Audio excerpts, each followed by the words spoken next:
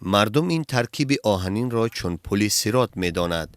آن را به سبب باریکی و خطرزا بودنش چنین نام گذاشتند. 60 سال است در آن رفت و آمد می کنند و همیشه بر جان خطرزاست. به گفته آنها بارها آدمان از بالای آن سرازیر و غرق شدند. چون که یک لطاکی همیشه آبگذره بسیار خیفناکه برای گذشتن آدما. دوچرخه از نوهای معمولی نقلیات در این دهات است. پیش هر خانه یک یا دو دوچرخه را شما می بینید. حتما به راهگذر دوچار می آید که سوار آن است. گاها در این راه تنگ آن هم به جان تهدید می کند. چندین آدمایی که ولسپدرون بودن با ولسپد میگذشتن از دریا در با ولسپد در دریا غلطیدن از دریا گذشتن. این ستونها را چندین 10 سال پیش برای جویهای آبگذر ساختند.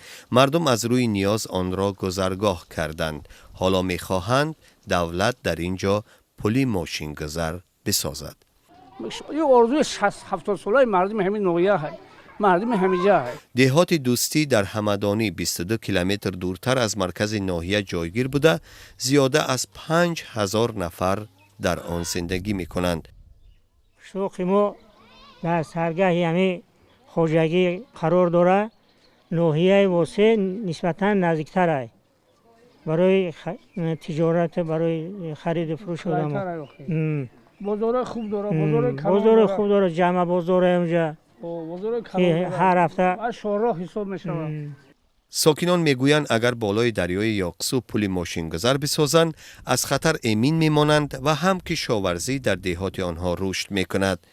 من دهخان ما محصولات اینا کاتشکا میکنیم، پیاز میکنیم، چی میکنیم. ما از مرکز ناحیه که دور هستیم، ما 3 کیلومتر اگر ما این راه با ما اگر چه مشکلی از بین میره 3 کیلومتر راه میمونه.